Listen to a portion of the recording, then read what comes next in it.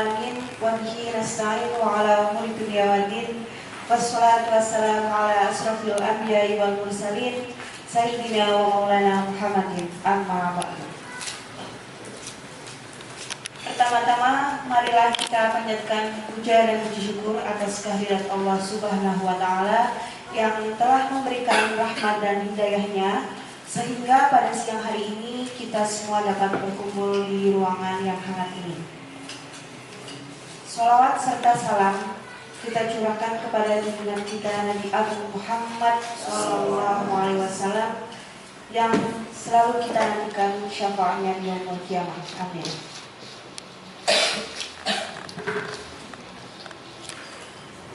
Untuk pembukaan acara pada siang hari ini, mari kita buka dengan bacaan basmalah bersama. Bismillahirrahmanirrahim. Selanjutnya saya akan membacakan susunan acara pada siang hari ini. Yang pertama pembukaan, yang kedua sambutan, yang ketiga desiminasi, dan yang keempat penutup. Selanjutnya sambutan yang akan dibuka kepada Ibu Supriyati SPD MPD. Waktu dan tempat diserahkan.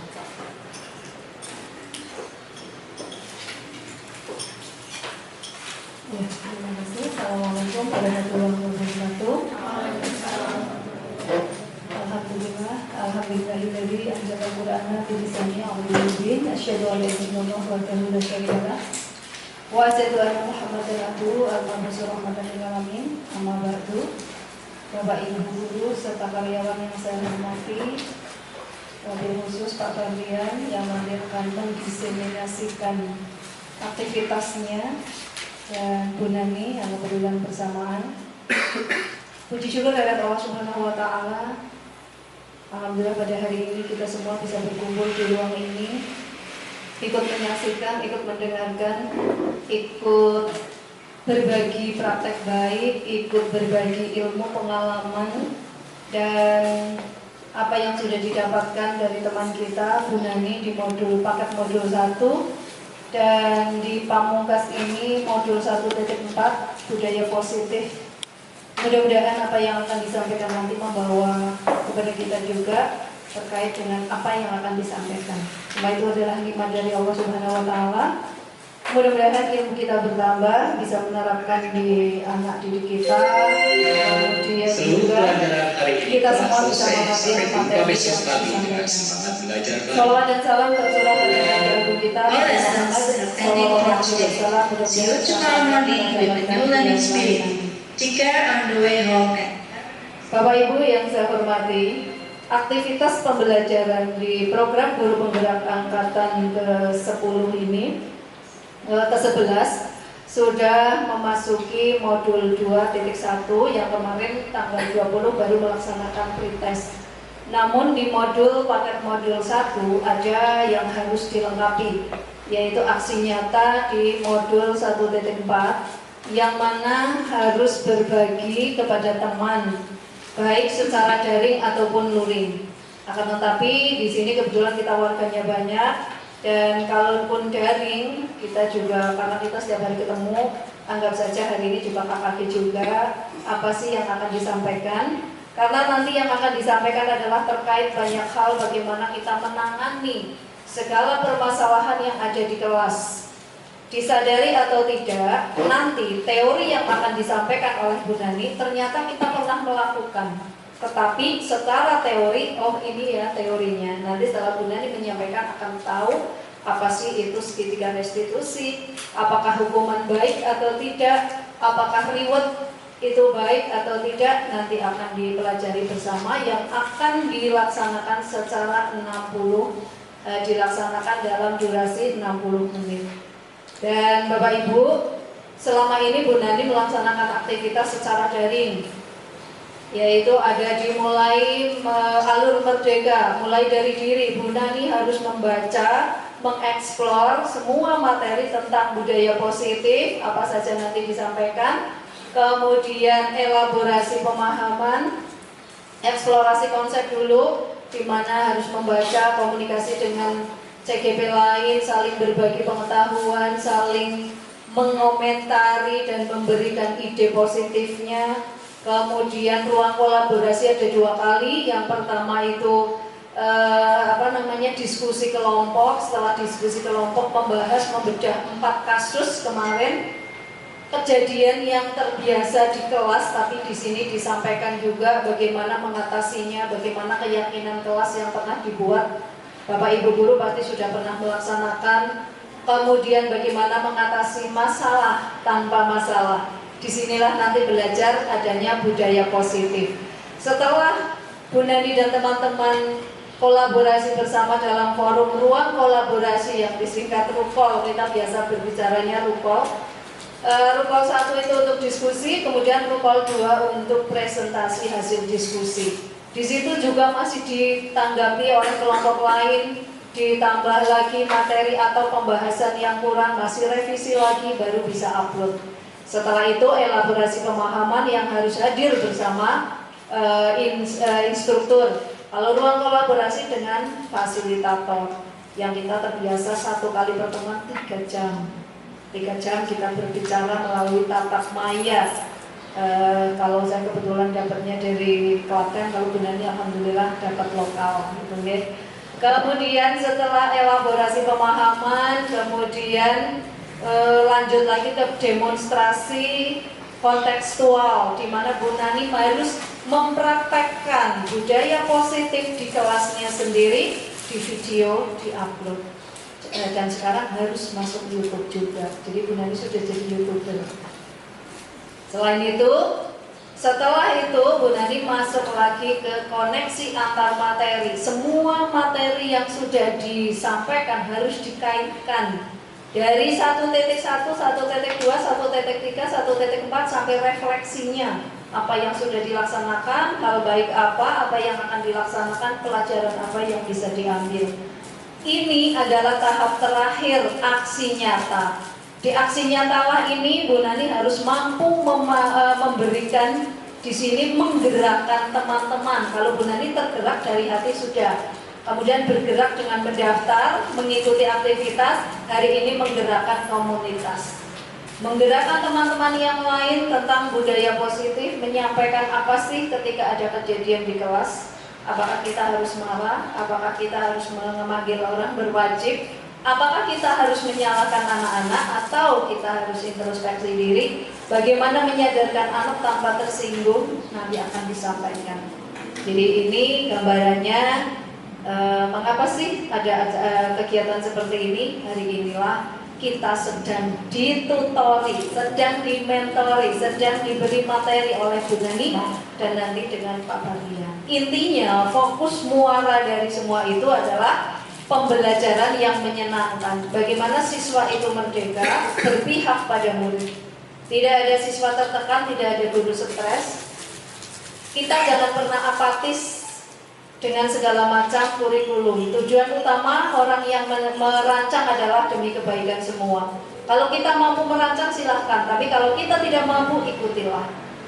Besok kan berubah, belum tentu besok berubahnya lebih baik lagi. Kalau sekarang kurikulum merdeka kelas 1 sampai kelas 6 yang disebut dengan kurikulum nasional, kita ikuti. Alurnya bagaimana, materinya ada di alur dari pembelajaran, semuanya aktivitas bagaimana berpihak pada murid, bagaimana murid yang selamat dan bahagia sesuai filosofi Ki Hajar Dewantoro, nanti akan disampaikan oleh Bu Nani. Harapannya setelah Bu Nani menyampaikan, oh iya ternyata semua masalah ada solusinya, semua masalah ada jalan keluarnya. Kita bisa belajar secara langsung. Kalau mau mengikuti jejak Bu Nani, Pak Barlian, oke. Yang belum punya kesempatan bisa kolaborasi, bisa ngobrol bareng. Saya ada masalah ini, murid saya begini, yang lain saling memberi, adanya coaching, saling menggali apa yang akan diselesaikan. Saya kira itu, mudah-mudahan aktivitas hari ini membawa bekas bagi kita semua, membawa pembelajaran bagi kita semua, membawa wawasan baru. Oh, ternyata harus seperti ini ya. Walaupun masing-masing kelas ada kasus, ada masalah yang berbeda, ternyata kita bisa mengatasi sendiri tanpa memancing masalah. tanpa membawa siapapun. Kalau kita, mindset kita tidak apatis terhadap perubahan, kita tidak apatis terhadap semua hal yang berpihak, tidak hanya pada murid tapi pada lingkungan sekolah yang menyenangkan, kenapa tidak? Jadi hari ini ikutilah, monggo siapkan buku tulis, ada hal yang baik silakan ditulis. Kemudian nanti ada hal yang misalnya Bu Nani, saya pernah ada kasus begini, penanganannya bagaimana, silakan dikolaborasi, silakan konsultasi, teman lain memberi masukan, menjadi referensi juga untuk teman yang lain kalau suatu ketika ada masalah yang sama, atau oh iya saya pernah atasi dengan cara ini kok nggak jadi ya, oh ternyata dengan cara yang solutif istilahnya ya, yang solutif. Jadi nanti juga kalau perlu materinya dibagi Bu Nani, berbagi baik juga, praktek baik juga. Itu nggih. Saya kira itu, bismillah, mudah-mudahan hari ini aktivitas berjalan lancar. Alhamdulillah ada 2 generasi yang bisa membagi praktek baiknya, membagi pengetahuannya, sehingga kita, karena Pak Bagian Bu 4 jam saya pakai headset gitu. Itu sudah terbiasa Bu Nani juga, karena kita memang modanya moda daring, sehingga kadang juga terganggu dengan jaringan dan lain sebagainya. Tidak hanya jaringan, terganggu waktu di jalan, harus online dan lain sebagainya. Perjuangannya luar biasa. Maka dari itu Bapak Ibu menerima ilmunya, terimalah. Ikhlas Bapak Ibu, legowo nggih, bismillah. Mudah-mudahan apa yang disampaikan Bu Nani membawa bekas, menjadi referensi bagi kita semua. Walaupun sudah pernah mengatasi, kalau ada ilmu baru kenapa tidak? Gitu nggih. Tadi sudah dibuka nggih acaranya, mudah-mudahan hari ini berjalan lancar. Itu motivasi dari saya. Mudah-mudahan Bapak Ibu semua bisa mengambil materi, tidak hanya materi secara teoritis tapi juga pelajaran, karena ini tidak hanya berlaku bagi guru kelas tapi juga bagi guru mata pelajaran semuanya. Saya kira itu, nanti silakan Bu Nani manfaatkan waktu sebaik-baiknya, diskusi, kolaborasi bersama. Ada hal yang baik mari kita ambil bersama, dan nanti Bu Mei mendapatkan waktu seluas-luasnya untuk menyampaikan apa yang sudah diterima. Saya kira itu, kurang lebihnya mohon maaf.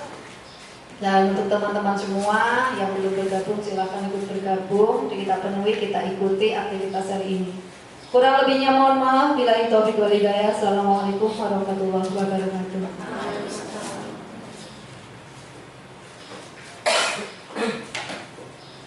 Terima kasih kami aturkan kepada Ibu Supriyati yang telah memberikan sambutannya pada siang hari ini.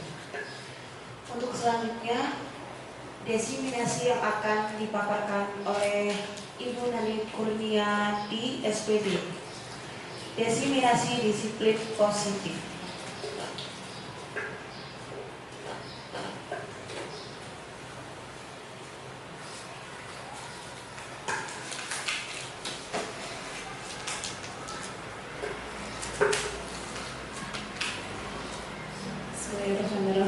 Assalamualaikum warahmatullahi wabarakatuh.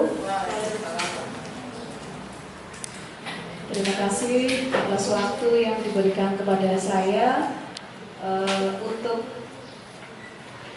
sharing lah, untuk sharing istilahnya, memberikan ilmu yang sudah saya dapat. Yang terhormat Ibu Supriyati, Sarjana Pendidikan Magister Pendidikan yang sebagai kepala sekolah sebagai kerangka. Yang kami hormati segenap Bapak Ibu Guru SD Negeri 4 Kerandegan. Terima kasih atas waktunya, sudah meluangkan waktunya di sela-sela kesibukan. Bapak Ibu semua sudah bersedia untuk hadir di kantor kita yang bagus dan megah ini. Pak lain dan Pak bukan, kita akan sharing ya. Jadi saya bukan sebagai narasumber, tapi akan sharing tentang kedisiplinan yang mungkin Bapak Ibu semua sudah pernah untuk melaksanakan atau menyelesaikan kasus yang sudah pernah Bapak Ibu alami. Salawat serta salam selalu kita haturkan kepada Nabi junjungan kita, Nabi Muhammad SAW. yang selalu kita nantikan syafaatnya kelak di yaumil qiyamah. Bapak Ibu yang saya hormati, di sini seperti Ibu Kepala Sekolah tadi mengatakan, untuk sebagai narasumber, bukan narasumber Ibu, saya hanya ingin sharing saja karena dari apa yang saya dapatkan dari pendidikan guru penggerak ini, menyelesaikan satu modul. Di satu modul ini ada 4 sub, yaitu 1.1 tentang filosofi Ki Hajar Dewantara, modul 1.2 peran guru penggerak, yang ketiga visi misi guru penggerak, kemudian yang terakhir yang akan kita sharingkan adalah disiplin positif. Jadi ada serangkaian modul 1. Di akhir modul ini ada tugas untuk mendiseminasikan ya hasil dari satu modul berisi 4 sub modul, seperti itu Bapak Ibu. Jadi nanti kita bersama-sama untuk saling berbagi. Mungkin Bapak Ibu juga sudah pernah untuk menyelesaikan masalah-masalah yang mungkin akan saya paparkan di sini.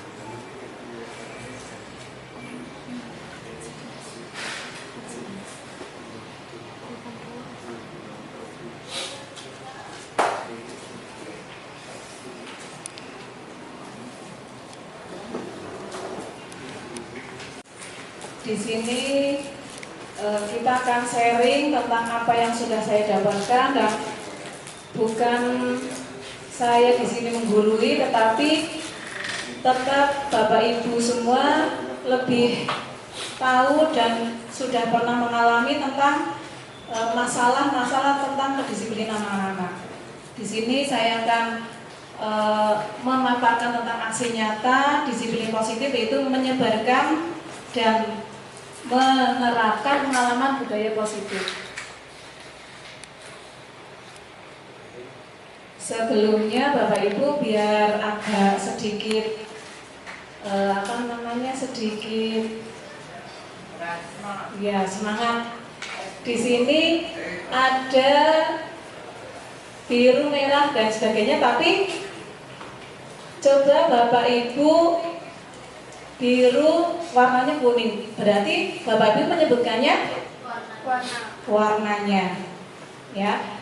Coba dari warna kuning, biru, pink, hijau, mana? Menyebutkan warnanya Bapak Ibu, menyebutkan warnanya.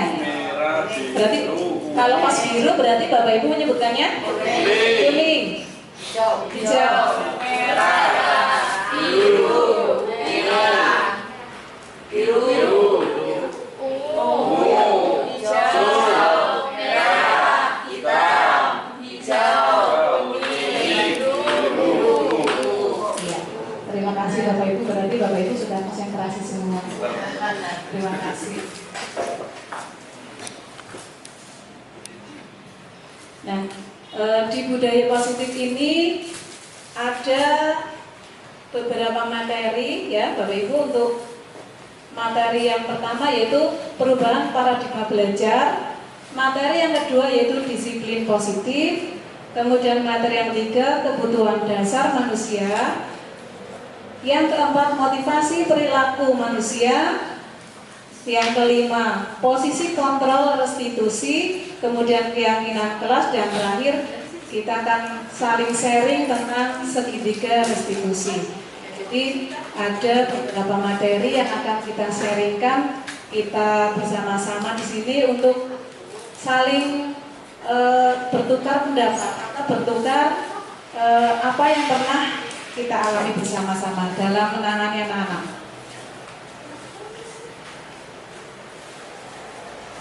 Yang pertama yaitu pembelajaran paradigma baru.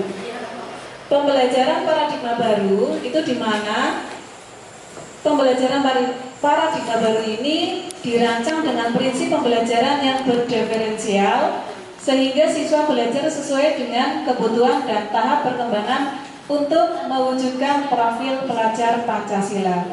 Seperti Bapak Ibu ketahui, untuk kurikulum Merdeka atau kurikulum nasional kita ini ada yang namanya profil pelajar Pancasila. Ada berapa Bapak Ibu profil pelajar Pancasila? Ada berapa dimensi? Iya betul, ada 6 dimensi profil pelajar Pancasila. Sering sekali kita ucapkan, sering kita nyanyikan, yaitu yang pertama beriman dan bertakwa kepada Tuhan Yang Maha Esa dan berakhlak mulia. Yang kedua yaitu berkebinekaan global. Yang ketiga bergotong royong. Yang keempat kreatif. Yang kelima bernalar kritis dan mandiri, dan itu merupakan tujuan dari kurikulum nasional atau kurikulum Merdeka itu yang selalu kita dengar dan kita gaungkan, yaitu ada 6 dimensi ya Bapak Ibu ya. Kemudian yang kedua yaitu belajar tentang disiplin positif. Disiplin positif ini dimaknai suatu yang dilakukan seseorang pada orang lain untuk mendapatkan kepatuhan, di mana kita cenderung menghubungkan kata disiplin ini dengan ketidaknyamanan. Dengan ketidaknyamanan bagaimana Bapak Ibu seperti ini? Disiplin itu kadang yang namanya anak-anak itu cenderung ingin semuanya sendiri. Contoh kalau di kelas, seperti di kelas saya juga kadang sepatu dilepas, padahal kalau di peraturan kita yang namanya sekolah yang memakai sepatu boleh lepas kalau misalkan sedang mau sholat atau ada kegiatan lain. Tetapi kalau setiap pelajaran dan sebagainya itu kan ada aturan anak-anak memakai sepatu. Jadi kadang cenderung anak-anak itu ngarah nyamannya, nyaman lah nggak pakai sepatu, sumuk, alasan dan sebagainya. Jadi itu yang merasa ketidaknyamanan disiplin itu rasanya tidak nyaman itu anak-anak seperti ada yang sebagian seperti itu. Kemudian sebagai pendidik tugas kita adalah menciptakan anak-anak yang memiliki disiplin diri sehingga mereka bisa berperilaku dengan mengacu pada nilai-nilai kebajikan universal dan memiliki motivasi intrinsik bukan ekstrinsik. Maksudnya di sini motivasi intrinsik itu dari dalam diri Bapak Ibu. Kalau misalkan kedisiplinan itu dalam sebuah, misalkan di upacara itu harus disiplin memakai seragam lengkap. Tetapi mungkin ada yang semaunya, nggak pakai topi nggak apa-apa seperti itu. Jadi itu namanya faktor dari intrinsik. Jadi kalau intrinsik itu dari dalam, kemudian yang ekstrinsik itu faktor dari luar seperti itu. Kemudian disiplin positif merupakan salah satu cara penerapan disiplin yang bertujuan untuk menumbuhkan kesadaran serta memberdayakan anak untuk melakukan sesuatu tanpa sogokan, ancaman maupun hukuman. Nah, di sini Bapak Ibu mungkin sudah sering melakukan ke anak-anak tentang kata-kata disiplin. Sebagai pendidik kita pasti akan peka terhadap anak-anak misalkan tidak disiplin. Contoh yang seperti saya katakan tadi, sering lepas sepatu, tidak memakai dasi, kemudian saat upacara tidak memakai topi. Jadi yang namanya pendidik, yang kita itu mendidik anak itu tidak akan tinggal diam, ya, akan selalu menanamkan rasa agar anak itu disiplin, menaati aturan, jadi agar anak itu tidak semaunya sendiri.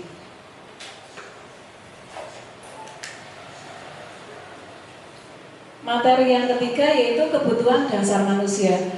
Nah, Bapak Ibu, di sini ada 5 kebutuhan dasar manusia. Yang pertama, bertahan hidup. Ya, bagaimana kita sebagai manusia bertahan hidup, Bapak Ibu?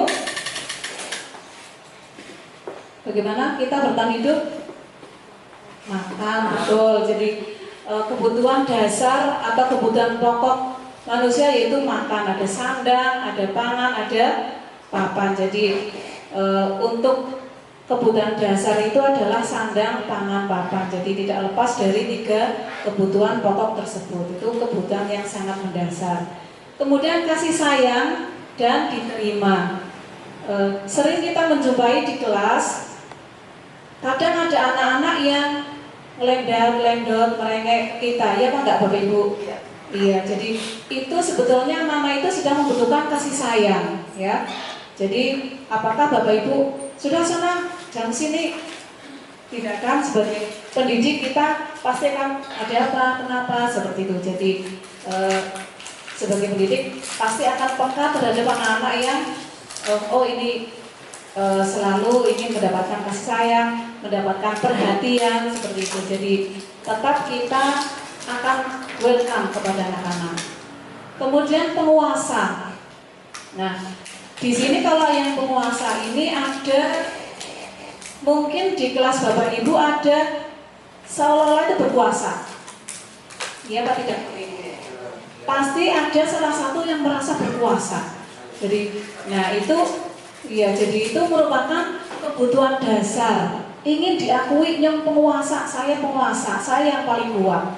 Itu sebagai penguasa. Jadi pasti di dalam satu kelas ada salah satu anak yang kebutuhan dasar hidup ingin penguasa, jadi ingin menguasai teman-temannya. Kemudian kebebasan.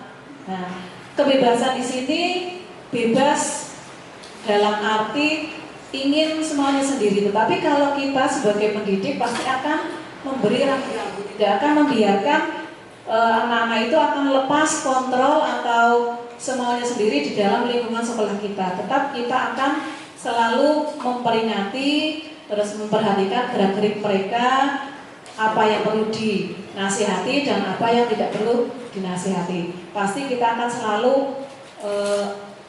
misalkan ada anak berbuat tidak baik, pasti kita akan selalu menasihati. Tetapi yang namanya kebebasan ini, anak-anak memang ada kebutuhan dasar kebebasan. Bebas, jam kos, senang banget kalau seperti anak-anak itu kan kebutuhan dasar kebebasan. Kemudian kesenangan juga seperti hampir sama dengan kebebasan. Kesenangan ini ya misalkan anak-anak itu mengerjakan, lah senang buat PR Bu Guru, kan jadinya tenang biar bermain seperti itu. Jadi kebutuhan dasar kesenangan juga merupakan kebutuhan dasar manusia. Kemudian berikutnya yaitu motivasi perilaku manusia. Motivasi perilaku manusia ini merupakan dorongan yang timbul dari diri seseorang secara sadar dan tidak sadar untuk melakukan sesuatu tindakan dengan tujuan tertentu. Jadi manusia itu kadang berperilaku, kadang sadar, kadang tidak sadar, ya, dengan tujuan tertentu. Di sini ada 3 bagian, yaitu motivasinya, yaitu yang pertama itu menghindari ketidaknyamanan dan hukuman. Menghindari ketidaknyamanan dan hukuman ini sebagai contoh, murid melakukan disiplin diri karena dia takut dihukum. Ini termasuk motivasi ekstrinsik. Ekstrinsik berarti motivasi dari luar, ya. Jadi di sini murid itu disiplin takut bukan dihukum, pakai topi lah, bukan nanti baris sendiri, pakai dasi saat upacara. Nah itu jadi tidak dari dalam diri, karena itu ada semacam hukuman atau ancaman. Jadi itu mendisiplinkan diri karena ada motivasi dari luar, takut dihukum. Nah, jadi belum dari dalam diri. Kemudian yang kedua, mendapatkan imbalan atau penghargaan dari orang lain.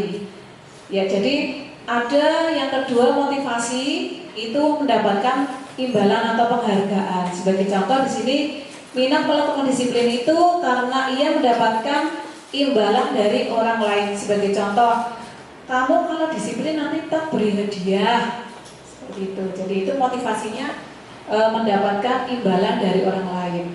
Kalau kamu selalu disiplin, nanti saya Bu Guru beri apa, seperti itu. Jadi itu jadi juga bukan motivasi dari intrinsik, masih dari ekstrisik.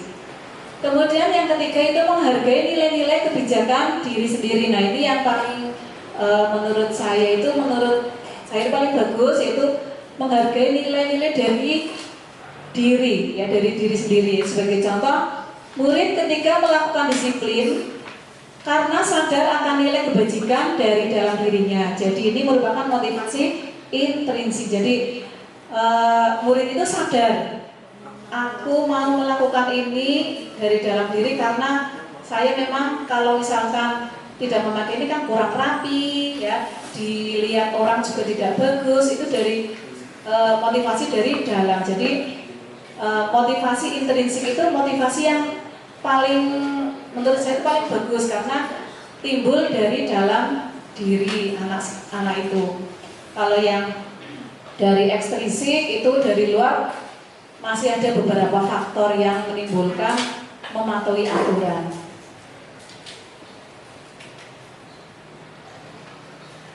Berikutnya, konsep disiplin dengan identitas gagal. Kok di sini ada disiplin dengan identitas gagal? Coba, ada di sini ada hukuman, juga ada penghargaan. Ya, dari kalau hukuman, ya, anak-anak itu cenderung kalau tidak mematuhi aturan akan mendapatkan hukuman. Jadi ini akan menimbulkan motivasi ekstrinsik, ya, tidak mematuhi aturan, bukan dihukum, seperti itu. Kemudian tidak nyaman, ya, tidak nyaman seperti tadi, melanggar aturan, terus kemudian ada hukuman, terus kemudian mematuhi aturan tetapi karena merasa tidak nyaman, takut dihukum, kemudian murid takut. Nah, itu hukuman bisa menimbulkan rasa takut, bukan dihukum, bukan dimarahi, seperti itu. Kalau tidak teratur, kalau tidak tertib, itu akan menimbulkan rasa takut juga. Memaksa, ya, jadi kadang seperti tadi di depan ada rasa kebebasan, karena kebutuhan dasar kebebasan di sini jadi rasa dihukum seolah-olah terpaksa memakai dasi, terpaksa memakai sepatu, terpaksa memakai topi satu pacara. Jadi anak-anak itu juga akan merasa terpaksa. Kemudian murid menyembunyikan, di sini murid menyembunyikan kesalahan karena takut akan ancaman atau hukuman. Salah diam saja, bukan ditunjuk, ya. Jadi murid-murid ini kalau salah ini akan menyembunyikan kesalahan, takut dengan hukuman atau ancaman, ya, atau konsekuensi yang sudah dilakukan karena sebetulnya dia sudah merasa salah. Kemudian murid menjadi rendah diri. Dalam arti di sini kalau anak-anak sering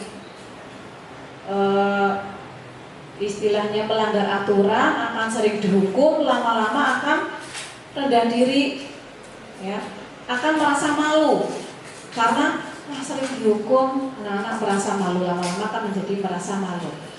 Kemudian identitas gagal penghargaan. Itu yang pertama tidak aktif karena penghargaan, jadi melakukan sesuatu karena ingin dihargai. Kemudian merusak hubungan atau sifat iri. Maksudnya seperti ini, selalu diberi penghargaan, ya, jadi yang lain selalu diberi penghargaan, jadi ada menimbulkan rasa iri pada teman yang tidak diberi penghargaan. Kemudian mematikan kreativitas, menghukum dengan sistem ranking. Nah, Bapak Ibu di sini kita di kurikulum Merdeka ini tidak ada ranking ya Bapak Ibu. Jadi kadang orang wali murid kita itu masih selalu minta dan menanyakan, rasanya berdarah-darah sekali untuk yang namanya ranking itu ya. Padahal pada kurikulum Merdeka ini tidak ada yang namanya ranking. Jadi misalkan kita mengadakan ranking, mungkin di anak, di orang tua waktu mengambil rapor, rankingnya Bu ini nih, rankingnya paling terakhir. Nah itu kan nanti orang tua akan menimbulkan rasa jadi rasanya ada rasa malu, ada rasa, kadang orang tua sekarang kan inginnya anaknya yang terbaik, semuanya terbaik. Dan misalkan itu ada hukuman menghukum dengan sistem ranking, rankingnya paling banyak, itu orang tua akan merasa malu. Jadi itu untuk kita, untuk kurikulum Merdeka tidak ada sistem ranking dan hukuman ranking. Kemudian merampas hak menghargai dirinya karena ingin dihargai. Yang namanya manusia, tidak anak-anak, tidak orang tua, itu akan ingin selalu dihargai oleh orang lain.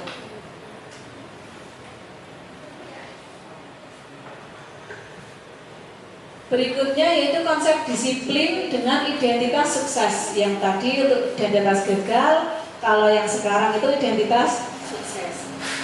Konsekuensi, apa bedanya konsekuensi dan restitusi? Nanti kita bedakan Bapak Ibu.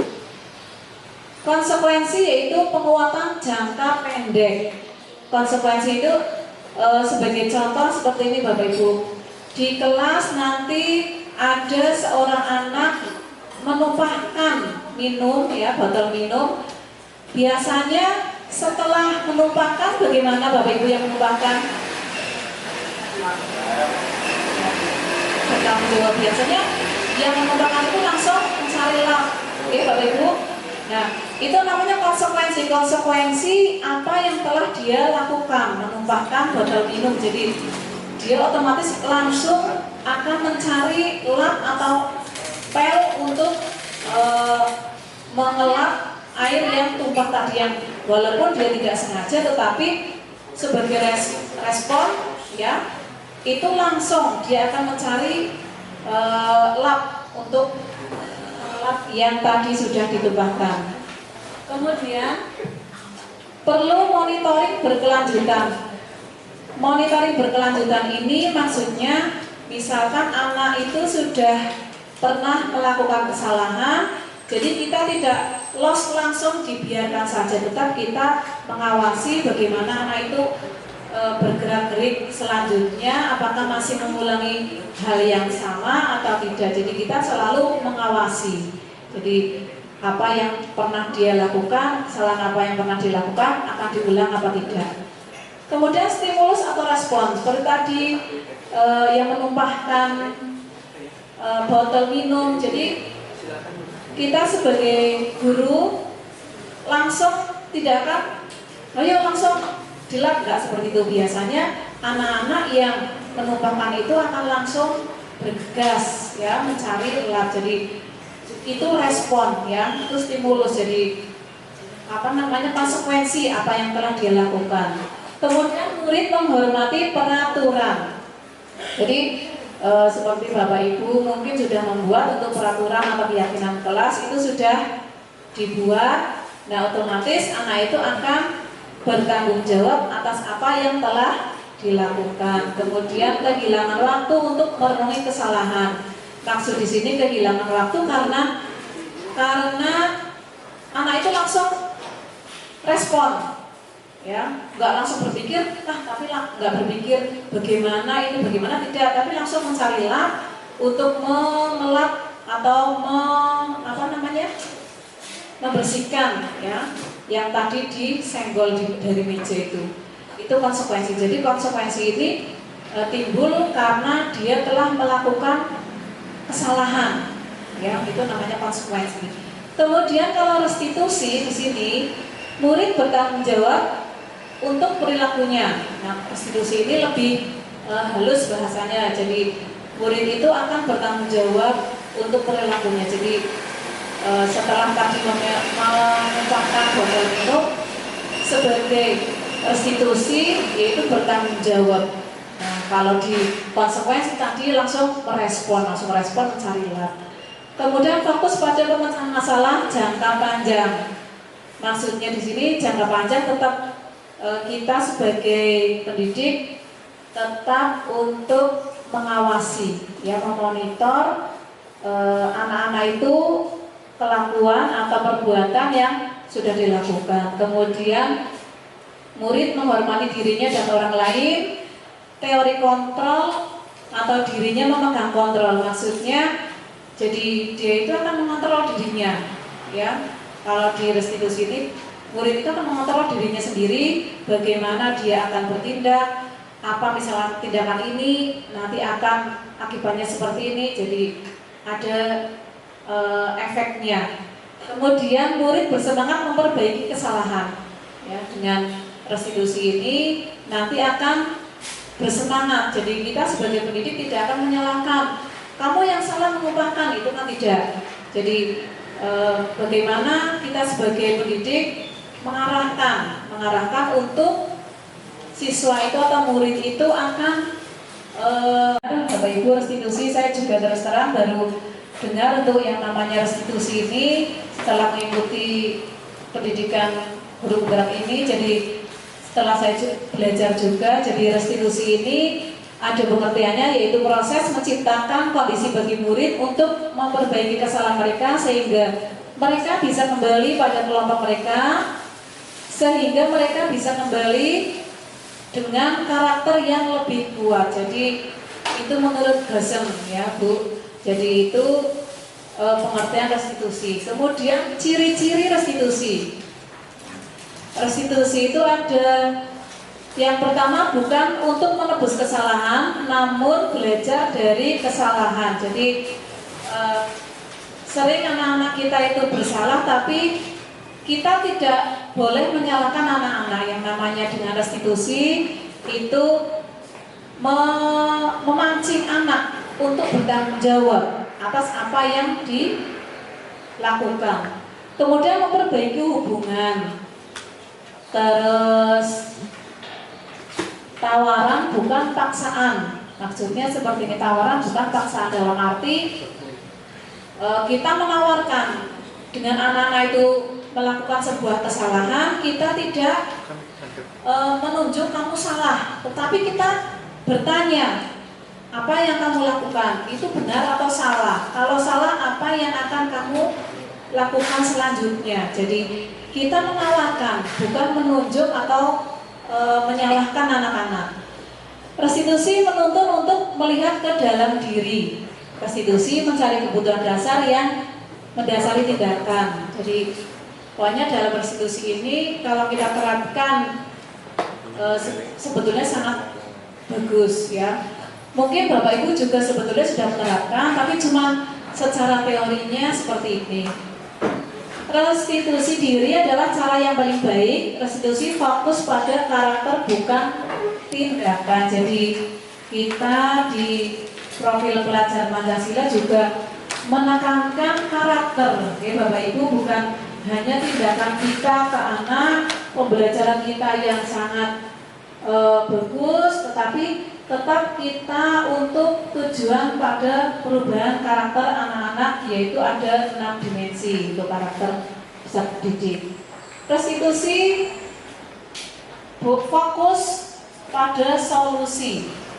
Kemudian restitusi mengembalikan murid yang berbuat salah pada kelompoknya. Jadi selalu yang namanya restitusi ini sebagai guru, walaupun kita kalau restitusi kan sebetulnya kalau SMP itu guru BP, tapi karena kita di SD jadi merangkap jadi guru BP, guru kelas, ya, guru mapel, semuanya. Jadi apa yang ada di kelas kita selesaikan bersama.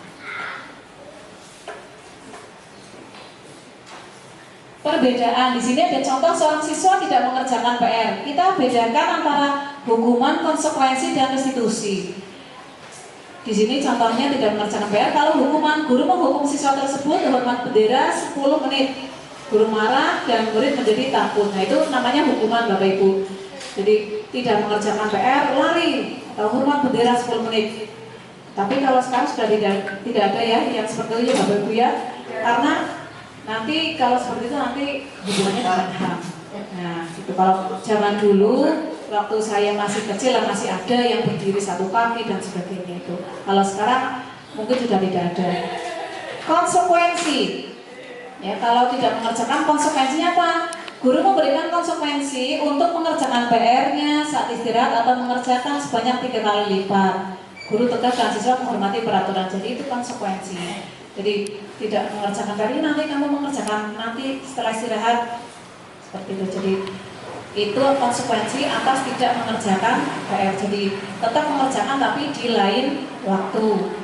Kemudian restitusi. Nah, ini restitusi, guru menanyakan keyakinan kelas dan membantu siswa menyelesaikan masalah. Guru terbuka dan siswa menghormati dirinya dan orang lain. Jadi, nah restitusi ini gini, mengapa kamu tidak mengerjakan PR? Alasannya apa? Kemudian kamu ingat keyakinan kelas kita. Jadi seperti itu. Jadi kita memancing ke anak-anak, memancing agar anak-anak itu memberikan alasan mengapa tidak mengerjakan PR, ada apa alasannya seperti itu. Jadi di antara 3 ini yang menurut saya paling bagus untuk diterapkan adalah restitusi. Karena restitusi itu tidak menyalahkan anak dan tidak memberikan hukuman, hanya kita mengarahkan, ya menuntun anak-anak agar bertanggung jawab. Nah, di sini Bapak Ibu ada 5 posisi kontrol. Mungkin Bapak Ibu di posisi yang mana? Ya, posisi kontrol ada di penghukum atau pembuat rasa bersalah atau sebagai teman atau pemantau atau manajer. Jadi kalau Bapak Ibu semua mungkin pasti bisa ya untuk saya sebagai manajer, saya sebagai teman. Kalau saya mungkin masih cenderung penghukum Bapak Ibu karena nggak mengerjakan PR nanti ada hukumannya seperti itu. Jadi masih belajar banyak. Nah, di sini nanti ada video Bapak Ibu untuk Bapak Ibu lihat tentang 5 posisi kontrol. Di sini ada yang posisi penghukum. Nanti Bapak Ibu bisa menelaah untuk posisi-posisi di sini.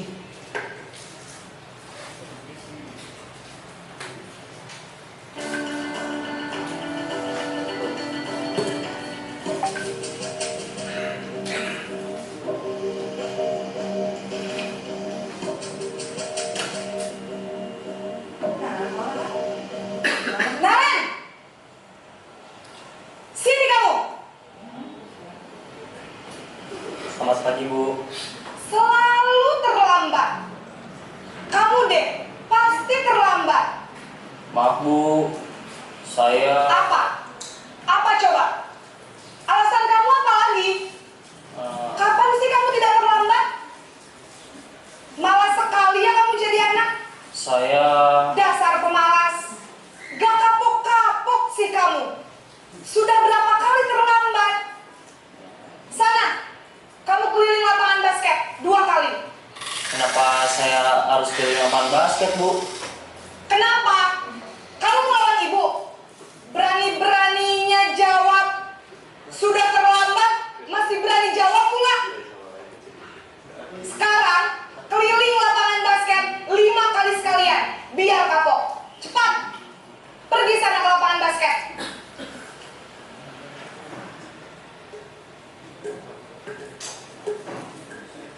Bapak Ibu tadi sebagai contoh ya, kita sebagai guru, sebagai penghukum, tetapi tetap mungkin di antara kita sudah tidak ada yang seperti itu untuk lari 10 kali ya, hormat bendera sampai 15 menit itu sudah tidak ada. Berarti kita sudah mungkin bukan posisi penghukum ya Bapak Ibu.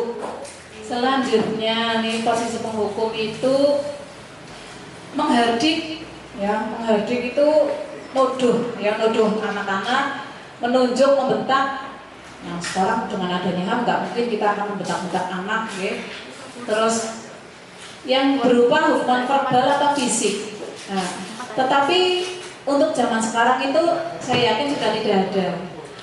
Terus dampak posisi penghukum itu murid menjadi pendendam. Nah, baik Bu Guru, Pak Guru tahu hukumnya, ya seperti itu. Jadi ada rasa dendam karena pernah dihukum. Itu anak tidak menyukai guru atau mata pelajaran yang diambil bisa menimbulkan rasa tidak menyukai mata pelajaran atau guru yang menghukum tersebut. Kemudian posisi kontrol yang kedua.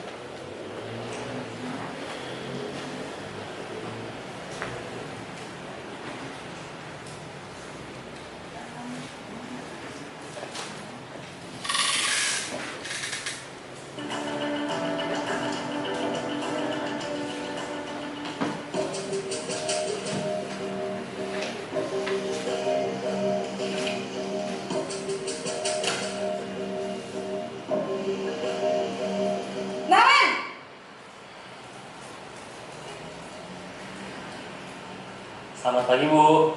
Naren, kamu kenapa terlambat lagi, nak? Ya Tuhan, Naren, kamu senang ya bikin ibu susah ya? Kalau kamu terlambat lagi, nanti ibu yang ditegur bapak kepala sekolah, nak. Disangka ibu tidak bisa membina kamu. Duh, gimana ini? Maaf, Bu. Duh, Gusti Naren, kamu suka ya kalau ibu ditegur bapak kepala sekolah? Terus, sekarang ibu harus tulis apa ini di buku absen? Ini kamu sudah sering terlambat loh. Ibu harus apa coba? Maaf, Bu. Maaf sekali. Ya sudah, lain kali jangan bikin ibu susah lagi ya nak ya. Ibu tidak akan kuat lagi kalau kamu begini terus. Bisa jantungan kalau ibu ditegur bapak kepala sekolah. Sana cepat ke kelas. Maaf ya, Bu. Maaf sekali.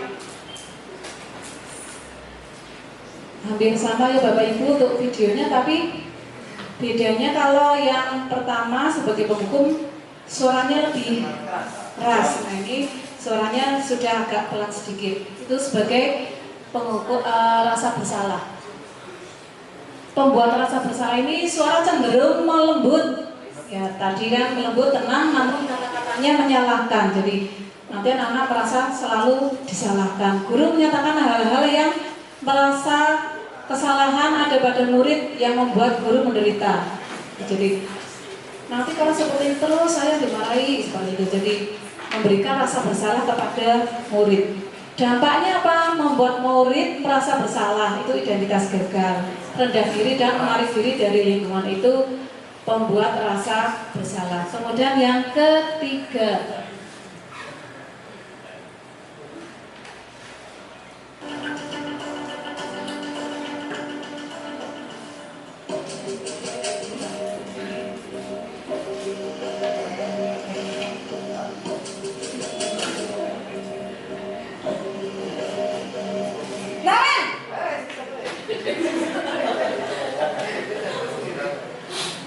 Selamat pagi, Bu. Wah, sudah jam berapa ini nak? Terlambat lagi ya sayang. Iya, Bu. Habis ibu saya lupa membangunkan saya, Bu. Kamu malah menyalahkan ibu kamu. Kamu bukannya anak yang larinya paling kencang. Kok terlambat sih? Iya, Bu. Saya memang terlambat bangun tadi. Jadi, biarpun saya lari kencang, tetap gak kekejar, Bu. Ya sudah sana. Nanti lain kali larinya lebih kencang lagi ya. Biar gak terlambat lagi. Bikin seneng ibu. Demi ibu. Bisa kan? Bisa lah, Bu. Ya sudah sana masuk kelas. Ibu beresin urusan absen kamu. Kamu ini ada-ada saja. nah Bapak Ibu, ini posisi yang ketiga yaitu sebagai teman. Yang pertama tadi penghukum, yang kedua posisi rasa bersalah, pemberi rasa bersalah, yang ketiga posisi sebagai teman. Nada-nadanya berbeda ya Bapak Ibu, cuma memang videonya sama tapi untuk nada-nadanya berbeda. Seperti ini kalau kadang kita dengan anak-anak juga rasanya kadang suatu saat bisa sebagai teman. Contoh, suara guru akan ramah, kita ke anak-anak pasti akan ramah, nggak mungkin akan membentak-bentak. Cenderung bersenda-gurau dan menghangatkan suasana. Jadi itu memposisikan kalau Bapak Ibu sebagai teman itu bersenda gurau, menghangatkan suasana. Dampaknya apa? Murid akan bergantung pada satu orang atau faktor ketergantungan. Murid tidak mandiri dan tidak bisa berpikir untuk diri sendiri. Terkadang kalau diajar orang lain, salah satu guru tidak berangkat, nggak mau, harus pakai guru sama guru yang itu. Nah, kadang itu karena sudah merasa nyaman. Posisi yang berikutnya, yang keempat, yaitu kita memantau, monitor.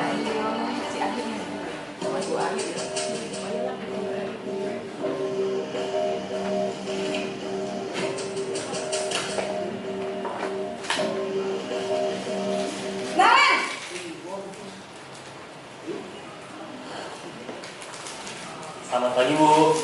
Naren, apa peraturan sekolah kita tentang jam berapa kita harus masuk sekolah, nak? Kita harus di sekolah jam 7, Bu. Iya, betul. Sekarang sudah jam 7.20. Naren sudah tahu konsekuensinya jika terlambat hadir. Paham, Bu. Saya harus tinggal kelas pas jam istirahat selama 20 menit. Iya, benar. Konsekuensinya demikian. Jadi nanti jam 9.30 pas istirahat, kamu harus tinggal di kelas, kerjakan tugas tambahan untuk ketertinggalan kamu, ya? Baik, Bu. Nah, untuk yang berikutnya ini sebagai pemantau memonitor. Posisi pemantau atau monitor itu seorang pemantau bersuara datar, tidak seperti kalau teman tadi kan cenderung agak bersenda gurau. Tapi kalau pemantau sebagai pemantau atau monitor datar, tidak emosional, tidak bersenda gurau ataupun menggunakan suara tinggi. Kalau yang 1-2 kan agak suaranya bujang, ketiganya juga bersenda gurau. Tercipta identitas positif yang dan berhasil. Pemantau senantiasa memantau pada saat murid diberi sanksi, maka guru pun harus selalu mengawasi. Nah, selalu gerak-gerik murid kita yang sudah pernah melakukan kesalahan kita awasi agar tidak mengulangi lagi. Dampaknya apa, Bapak Ibu? Murid akan menghitung konsekuensi dan hadiah tanpa memahami sepenuhnya nilai kebajikan yang dituju. Tidak sepenuhnya mandiri karena adanya konsekuensi. Jadi menimbulkan murid itu juga tidak mandiri. Itu sebagai pemantau atau monitor.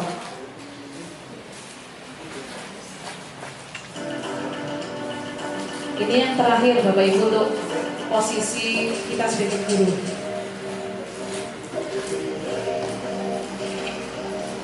Ini kamu di sini, bareng antar aku. Naren!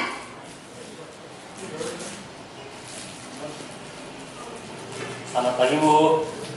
Selamat pagi, Naren. Maaf, Bu. Saya terlambat. Iya, sekolah masuknya jam 7, sekarang sudah jam 7.20. Jadi sekarang bagaimana ini, Naren? Maaf, Bu. Saya lupa setel alarm saya semalam. Baiklah, menurut kamu, keyakinan sekolah yang mana yang perlu kamu tingkatkan? Menghargai diri sendiri dan orang lain mungkin ya, Bu. Setuju. Jadi, apakah Naren meyakini prinsip saling menghormati tersebut? Iya, Bu. Saya meyakininya. Apakah Naren bersedia memperbaiki masalah keterlambatan ini? Bersedia, Bu. Bagaimana kamu akan perbaiki masalah keterlambatan ini? Saya akan coba untuk tidak lupa menyetel alarm saya, Bu. Baik, kalau Naren lupa menyetel alarm di rumah, ada orang yang kira-kira bisa bantu mengingatkan tidak? Ada, Bu. Kakak saya, Kak Emma. Ada lagi selain Kak Emma? Selain Kak Emma, ada ibu saya. Baik, jadi yang mengingatkan Naren adalah Kak Emma dan ibu kamu, ya? Kira-kira akan mulai setel alarm kapan nih, Naren? Setelah pulang sekolah, akan segera saya lakukan.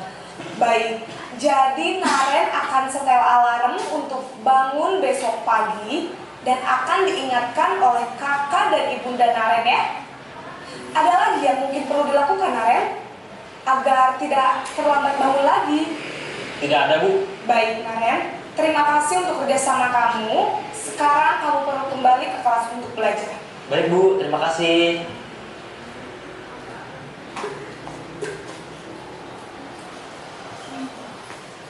Untuk terakhir tadi untuk posisi manajer itu menurut saya itu posisi yang paling baik, karena di sini posisi manajer itu netral, tidak emosional dan terlalu ramah dan tidak bernada tinggi, tercipta identitas positif. Jadi di video tadi seperti keyakinan kelas kita sudah membuat, jadi kita hanya mengingatkan ke anak-anak, mengingatkan keyakinan kelas sudah sesuai apa belum, apa yang dilakukan, terus apa konsekuensinya. Jadi posisi manajer ini adalah posisi yang paling baik. Dampaknya apa? Murid mandiri, percaya diri dan dapat memecahkan masalah. Mandiri dalam arti anak-anak itu saya sudah membuat keyakinan sendiri, harus dipatuhi sendiri, harus dilaksanakan sendiri. Jadi melatih anak-anak itu mandiri dengan keyakinan kelas tersebut.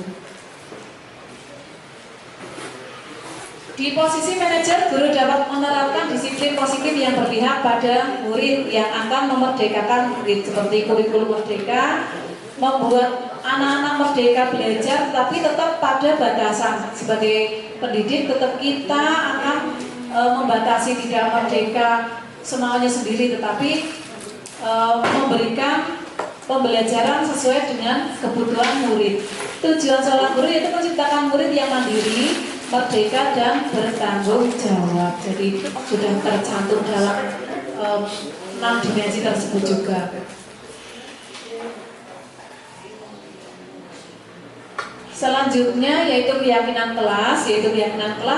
Mungkin Bapak Ibu awal masuk atau awal tahun ajaran sudah membuat masing-masing kelas, membuat keyakinan kelas bersama anak-anak, bisa peraturan kelas yang mereka buat, kemudian ditaati oleh mereka sendiri. Tujuannya apa? Tujuannya untuk mendisiplinkan, tetapi dengan masih dalam posisi mandiri. Jadi keyakinan kelas, mengapa keyakinan kelas? Mengapa tidak peraturan kelas? Di sini mengapa kita memiliki peraturan tentang penggunaan helm sebagai contoh? Okay. Pada saat mengendarai roda 2 atau sepeda motor, sebagai contoh di sini, mengapa orang itu pengendara sepeda harus memakai helm? Ya, untuk melindungi diri. Ya. Jadi itu merupakan bukan keterpaksaan. Ya, mungkin kalau anak-anak muda sekarang pakai helm itu rasanya terpaksa, tetapi sebetulnya itu adalah untuk melindungi diri. Jadi untuk keselamatan dirinya di jalan raya. Kemudian mengapa kita memiliki peraturan tentang penggunaan masker dan mencuci tangan waktu dulu kita pandemi, mengapa kita selalu harus mencuci tangan, memakai masker, mencuci tangan dengan sabun? Itu tujuannya juga untuk melindungi diri, ya. Jadi keyakinan kelas ini tujuannya untuk diri sendiri, mendisiplinkan diri dari hal-hal yang tidak kita harapkan.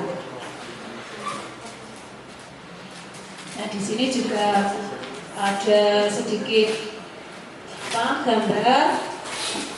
Saya sudah menerapkan untuk membuat keyakinan kelas bersama siswa, bersama anak-anak. Saya menyerahkan kepada anak-anak apa yang akan mereka laksanakan, apa yang mereka patuhi dengan hanya menuntun.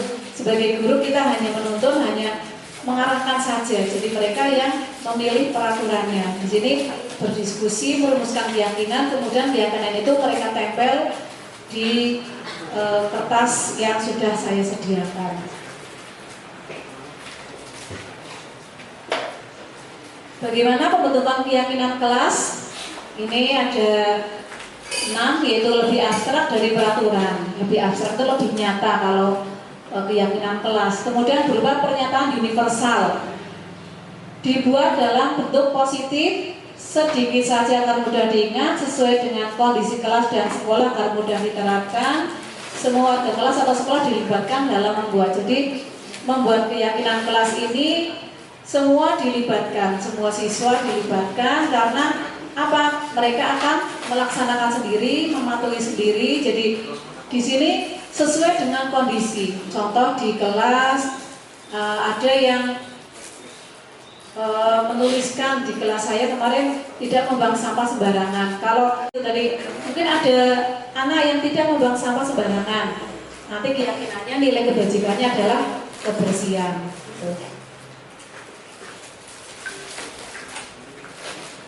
Nah, di sini ada segitiga restitusi yang tadi sudah disinggung-singgung dan juga saya mendapatkan baru kali ini untuk mendalami atau mempelajari segitiga restitusi ini. Segitiga restitusi ini ada 3 tahap, yaitu menstabilkan identitas, validasi tindakan yang salah, dan menanyakan keyakinan. Jadi di segitiga restitusi ini ada 3 tahap. Kemarin juga sudah melaksanakan saya dengan anak-anak. Mungkin Bapak Ibu juga sudah melaksanakan, sudah pernah melaksanakan yang namanya menstabilkan identitas. Kita semua akan melakukan hal terbaik. Nah, menstabilkan identitas mungkin seperti ini Bapak Ibu. Bapak Ibu ada anak yang tidak mengerjakan PR. Kemudian Bapak Ibu pasti akan menanyakan kenapa tidak mengerjakan PR seperti itu. Jadi itu namanya menstabilkan identitas. Biasanya anak tidak memakai seragam atau tidak memakai sabuk. Mengapa tidak memakai sabuk? Mengapa tidak memakai dasi? Otomatis kita sebagai guru akan bertanya, itu dinamakan menstabilkan identitas. Kemudian validasi tindakan yang salah. Semua perilaku memiliki alasan. Nah, mungkin Bapak Ibu alasannya apa tidak mengerjakan PR? Kenapa? Ada apa? Misalkan seperti itu. Jadi dalam validasi ini bukan menyalahkan, kamu sih salah nggak mengerjakan PR, tidak. Jadi mencari alasan atau menanyakan alasannya. Anak itu tidak mengerjakan PR, anak itu tidak memakai seragam lengkap, itu namanya validasi tindakan.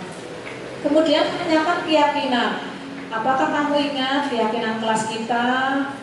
Kalau tidak mengerjakan PR, untuk nilai kebajikannya mungkin tanggung jawab Bapak Ibu. Jadi menanyakan keyakinan, kamu ingat keyakinan kelas kita, berarti kamu sudah sesuai dengan keyakinan kelas kita atau belum? Dan itu merupakan tindakan yang di segitiga restitusi itu menanyakan keyakinan. Jadi ada 3 tindakan di segitiga restitusi. Mungkin Bapak Ibu juga sudah melaksanakan, tetapi cuman ini secara teorinya seperti ini. Jadi sebetulnya sudah tidak asing lah ya Bapak Ibu untuk restitusi, tetapi ini hanya secara teori. Mungkin lah itu sih sudah saya laksanakan, sudah sering laksanakan. Nah, berarti Bapak Ibu sudah menerapkan restitusi seperti itu. Jadi tidak menyalahkan ke anak, intinya seperti itu.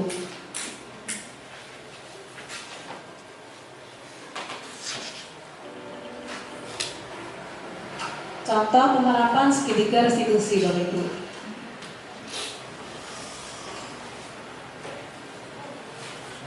Siang Sarah. Iya Pak. Sudah lama nggak ketemu Sarah. Kenapa hari ini ada di sini? Kesel Pak, kesel banget. Masa aku dikatain tukang fitnah Pak? Ya aku marah lah. Aku balik ngatain Eka di depan kelas. Kesel banget. Oh begitu. Ya pasti kamu marah dan kesal. Bapak juga akan marah apabila ada yang menuduh Bapak seperti itu. Kemudian pada saat itu kamu mau melakukan apa? Ya saya langsung ngatain Eka lah Pak. Kesel banget. Saya bentak-bentak dia depan teman-teman lain. Oh begitu. Pasti kamu melakukan seperti itu karena suatu alasan tertentu, bukan? Iyalah, masa saya diam saja Pak? Ya saya bela diri lah. Masa saya dituduh tukang fitnah? Ya wajarlah. Mempertahankan harga diri itu sesuatu yang penting buat kamu. Untung kamu tidak bertindak lebih gegabah lagi, hanya membentak-bentak. Iya Pak. Untung saya masih bersabar dan hanya membentak saja. Sudah gemes padahal, saya pasti bela diri lah. Ya pasti ya. Tapi kamu memilih untuk tetap bertahan dan bersabar. Kamu memilih untuk tidak berbuat lebih parah lagi, bukan? Iya. Nah, sekarang coba kita lihat lagi tindakan kamu yang bentak-bentak Eka di kelas. Tindakan kamu itu kira-kira sesuai dengan keyakinan kelas atau prinsip kamu tidak? Enggak lah Pak. Capek Pak jadi pemarah. Jadi keyakinan atau prinsip mana yang kurang sesuai dengan keinginan kamu? Ya, saya sebenarnya sangat menghargai orang lain. Mungkin saat itu saya menjadi emosi, jadi tidak menunjukkan sikap itu. Kamu meyakini tidak? Menghargai orang lain itu penting buat kamu. Yakinlah Pak. Iya, setuju. Kita harus saling menghargai. Namun, ada juga keyakinan yang kita sepakati yang perlu kita jalankan apabila kita sedang marah, kan?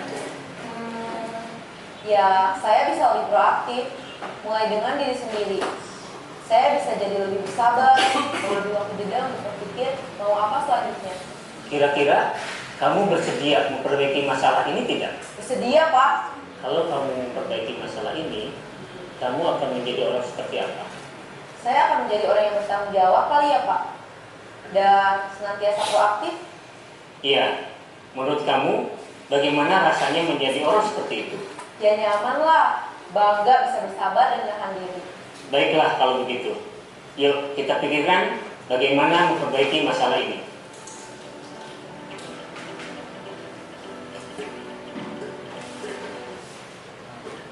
Jadi contoh penerapan segitiga restitusi ini, seorang guru itu akan menggali apa yang anak itu sudah lakukan, kemudian mencari alasannya atau menanyakan alasannya, kemudian memberikan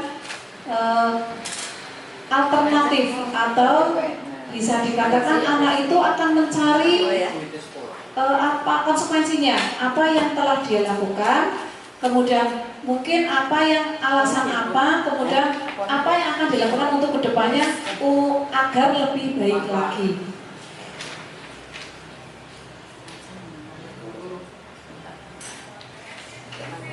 Selanjutnya, bagaimana pembentukan keyakinan kelas? Tadi ada 5 posisi kontrol, Bapak Ibu, 5 posisi kontrol kita sebagai guru. Mungkin Bapak Ibu sudah bisa memposisikan apakah penghukum, apa memberi rasa bersalah, atau teman, atau manajer, atau pembantu. Mungkin sudah bisa memposisikan, oh seperti ini berarti saya sebagai manajer. Kemudian keyakinan kelas, mungkin keyakinan kelas Bapak Ibu mungkin sudah melaksanakan, tetapi belum tertulis ya Bapak Ibu, cuman tetap saya yakin Bapak Ibu sudah melaksanakan. Jadi pembentukan keyakinan kelas ini penerapan disiplin, dalam penerapan disiplin positif, hendaknya guru memiliki standar kepribadian profesional dan sosial yang baik, di mana guru mampu berefleksi pada posisi kontrolnya saat ini, bagaimana perjalanan dirinya sebagai among atau posisi manajer yang menuntut murid-murid menjadi insan yang mandiri, merdeka dan bertanggung jawab. Itu sesuai dengan standar nasional pendidikan, itu tujuan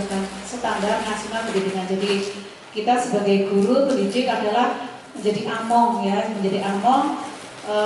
Harusnya kita di posisi manajer, tetapi kembali lagi ke Bapak Ibu semua, saya yakin Bapak Ibu sudah melaksanakan semua posisi-posisi kecuali penghukum. Kalau sekarang posisi penghukum sudah tidak ada, cuma itu zaman dulu. Oke, kalau SMP SMA mungkin masih ada. Kalau di SD sudah tidak ada namanya posisi penghukum. Jadi karena penghukum itu cenderung verbal atau fisik. Itu jadi Bapak Ibu, jadi ya terima kasih dari saya tentang restitusi. Apakah Bapak Ibu ada pertanyaan?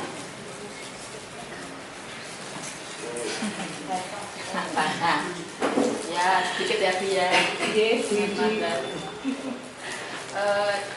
Aku agak dengar itu tadi yang restitusi ya.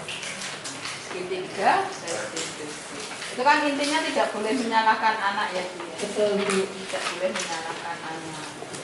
Terus kalau SD kita itu kan anak cenderung menjadikan guru itu seorang ibu.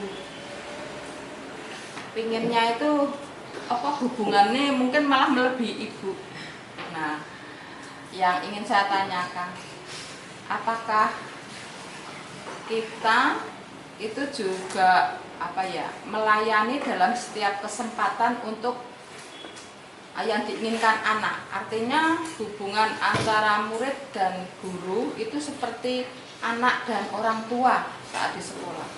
Karena terus terang saya itu kalau ngajar di kelas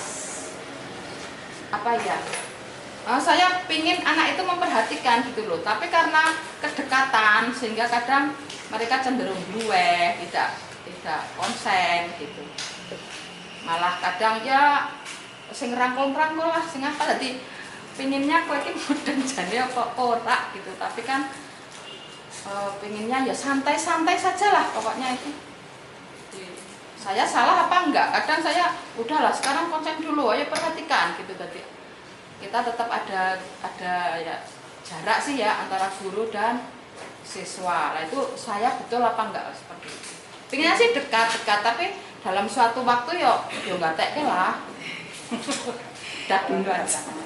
Terima kasih Bu Idi. Jadi Bu Idi bertanya, kan dekat dengan anak, tapi suatu waktu ingin ada jarak seperti itu. Jadi agar anak-anak itu lebih mudah. Jadi berarti Bu Idi itu memposisikan dirinya sebagai apa Bapak Ibu?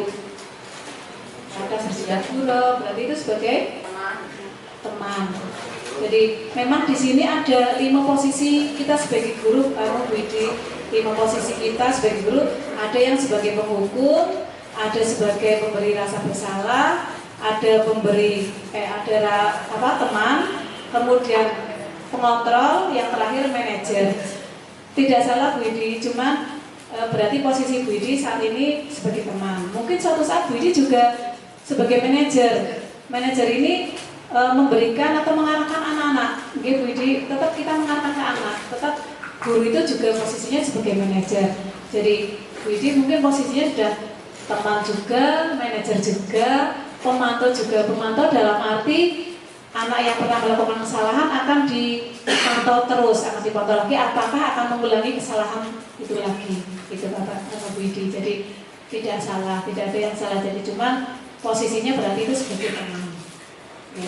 Tapi untuk di restitusi ini yang paling baik itu sebagai manajer. Tetapi saya yakin Bapak Ibu semua manajer pun sudah menjadi manajer di dalam kelas.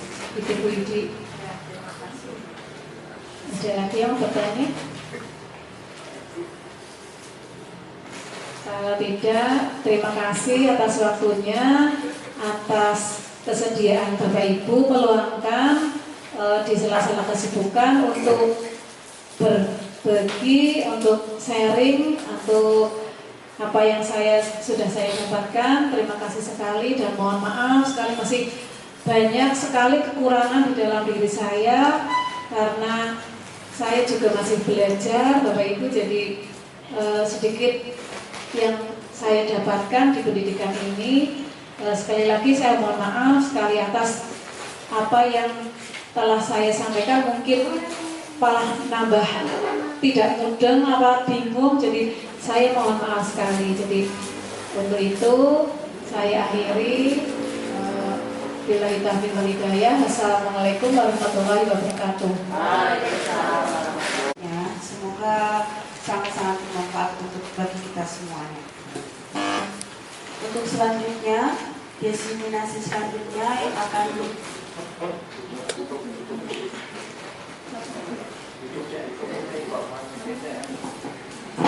mari kita tutup kegiatan pada siang hari ini dengan bacaan hamdalah bersama. Alhamdulillah.